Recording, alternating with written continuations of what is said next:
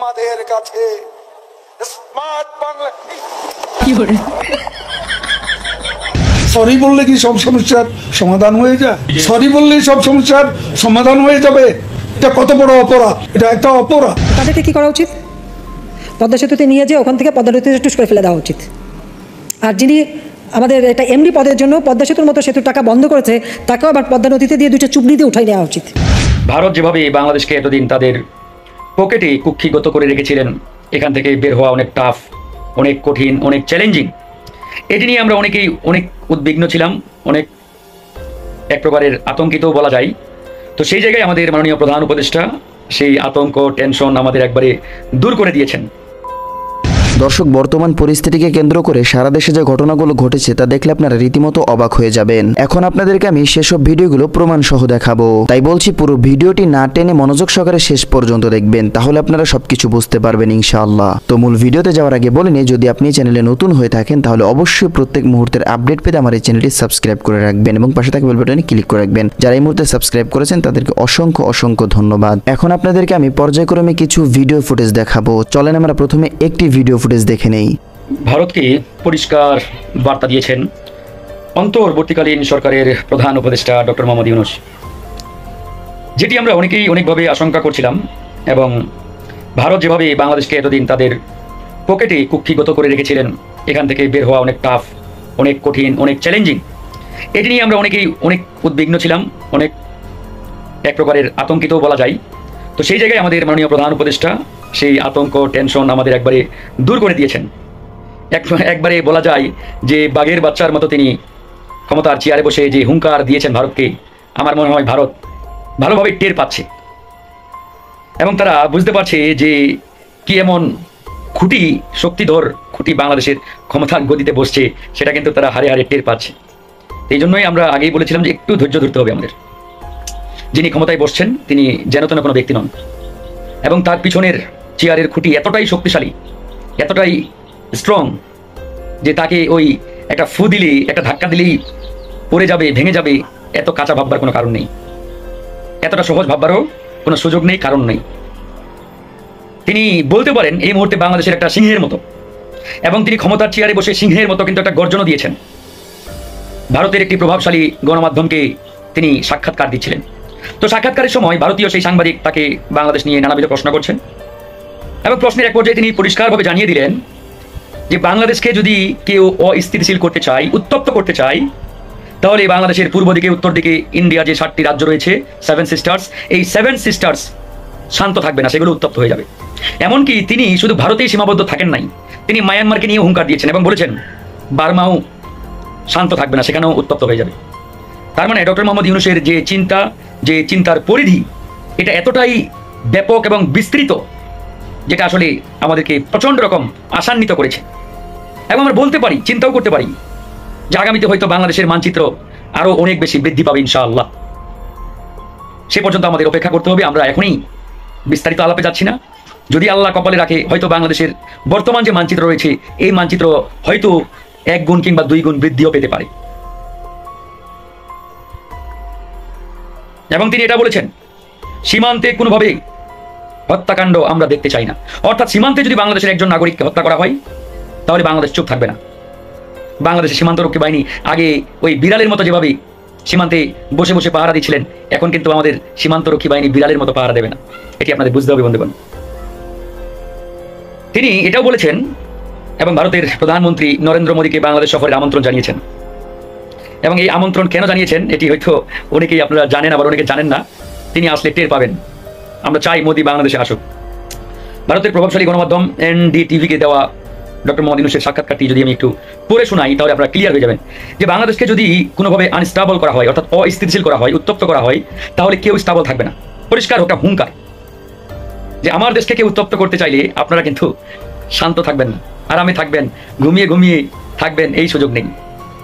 Myanmar, ভারতের 7 sisters কেউ না। আর বাংলাদেশ যদি স্থিতিশীল থাকে, শান্ত থাকে, ঠান্ডা থাকে, তাহলে আপনারাও ঠান্ডা থাকবেন। তার মানে বেশি নাড়াচাড়া করতে গেলে বিপদ আছে।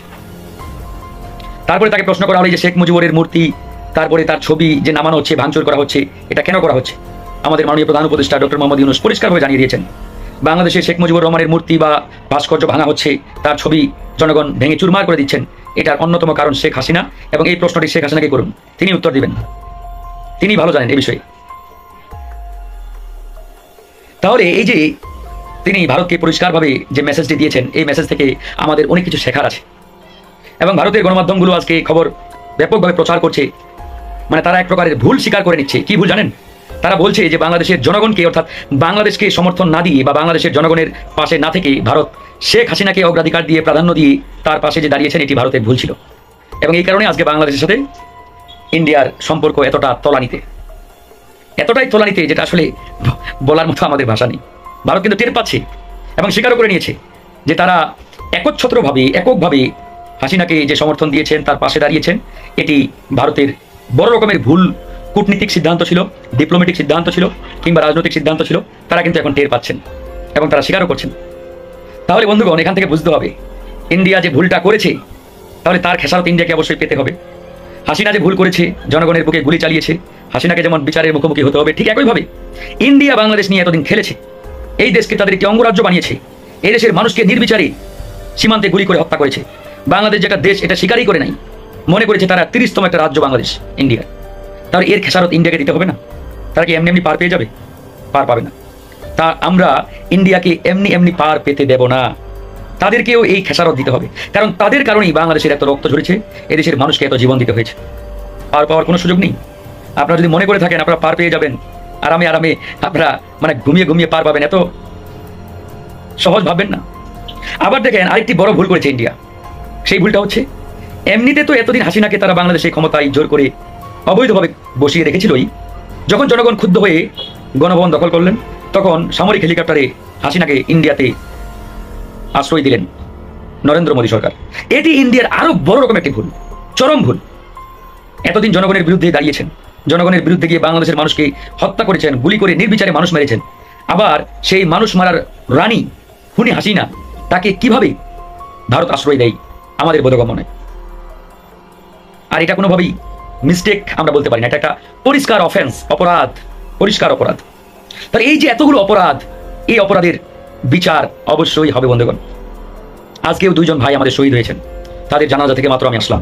আজকে দুপুর 2টায় কেন্দ্রীয় শহীদ মিনারে আমাদের বৈষম্য বিরোধী ছাত্র আন্দোলনের নেতা ইমন এবং আমাদের 2জন ভাই রিয়াজ শাহাদাত বরণ করেছেন, তাদের জানাজা পড়ে আসলাম মাত্র আমরা। কি হৃদয় বিদারক একটা পরিস্থিতি, তার পরিবারের আত্মীয় স্বজনদের মধ্যে কি কষ্ট, নিদারুণ কষ্ট। এই যে এত মানুষ হত্যা করেছে হাসিনা, এত মানুষ, মানে যে কথাগুলো বলতে গেলে আমাদের গায়ের রঙগুলো শিহরে ওঠে। সেই হাসিনার বিচার হবে না? আবার সেই হাসিনাকে কিভাবে এই ইন্ডিয়ান মোদী সরকার আশ্রয় দেয় আমাদের বোধগম্য নয়। তো যাই হোক বন্ধুগণ, আমি যে বক্তব্যটি বা বার্তাটি আপনাদের দেওয়ার জন্য মূলত কথাগুলো বলছি, যে ডক্টর মোহাম্মদ ইউনূস, তাকে কাঁচা পাবলিক ভাববেন না বা যেন তেন কোনো ব্যক্তি ভাববেন। তিনি এই মুহূর্তে বাংলাদেশের একটি বাঘের মতন, সিংহের মতন অলরেডি কিন্তু হুঙ্কার, শুধু হুঙ্কার নয়, মানে কাজের মাধ্যমে প্রমাণ দেওয়া শুরু করেছেন। এই জন্য আমাদেরকে সর্বাত্মকভাবে সহযোগিতা করতে হবে। ওনাদের ডিস্টার্ব দেওয়া যাবে না, চাপাচাপি করা যাবে না। চতুর্দিক থেকে ষড়যন্ত্রকারীরা, পরাজিত শক্তি, এই সরকারকে বারবার বিব্রত করতে, বিপদে ফেলতে, এরা যাতে স্মুথলি কাজ করতে না পারে, তার জন্য তারা কিন্তু সদা তৎপর রয়েছে। এই জন্য আমাদেরকে সর্বাত্মকভাবে সহযোগিতা করতে হবে। আমরা যদি সহযোগিতা করি, আমরা যদি পাশে থাকি, তাহলে ইনশাআল্লাহ এই সরকার খুব সুন্দরভাবে কাজ করে যেতে পারবে। ইতিমধ্যে হাসিনার নামে প্রায় ডজনখানিক হত্যা মামলা হয়ে গেছে। তো এই শুধু মামলাগুলো ডজনে রাখলে হবে না, এটাকে মানে শতকে নিয়ে যেতে হবে। হাসিনার নামে অন্তত কয়েকশো মামলা হবে সারা বাংলাদেশে, খুনের মামলা। আমরা চাই তার নামে হাজার মামলা হোক। কারণ তিনি যে অপরাধ করেছেন, তাকে একবার দুইবার না, তাকে যদি কয়েক হাজার বার ফাঁসি দেওয়া হয়, তারপরেও তার যে পাপ, এই পাপের ন্যূনতম মোচন হবে বলে আমার মনে হয় না। খুনি হাসিনা যতগুলো পাপ করেছে, এক বিডিআর হত্যাকাণ্ড, অনেকে এটাকে বিডিআর বিদ্রোহ বলে থাকেন। আই এম সরি, আসলে এটা বিডিআর বিদ্রোহ নেই, এটাকে আমরা বিডিআর বিদ্রোহ বলতে পারি না। এটা একটা পরিষ্কারভাবে বিডিআর হত্যাকাণ্ড।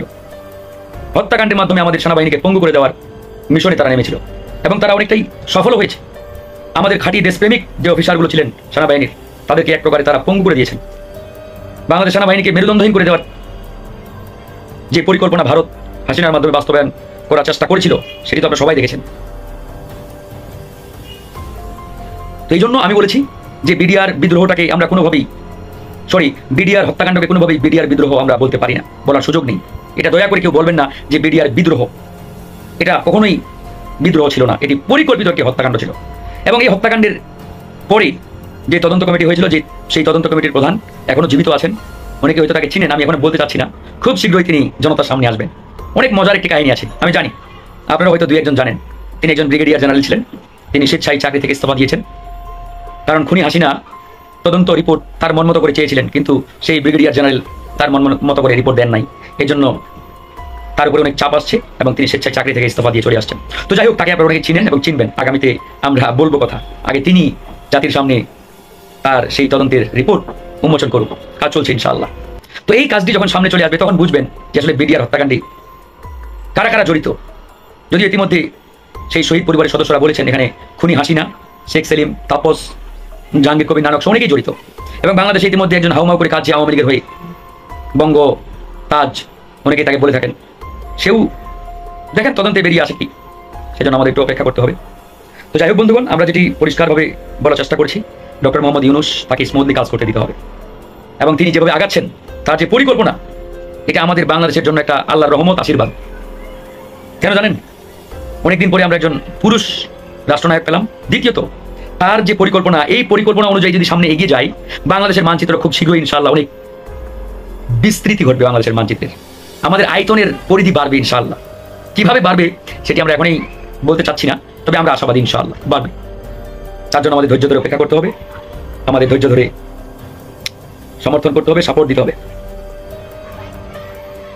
তো যাই হোক বন্ধুগণ, সবাই ভালো থাকবেন, সুস্থ থাকবেন। আমাদের এই বক্তব্য কথাগুলো শেয়ার করে ছড়িয়ে দিবেন মানুষের মাঝে, মানুষ জানুক, বুঝুক, সহযোগিতা করুন।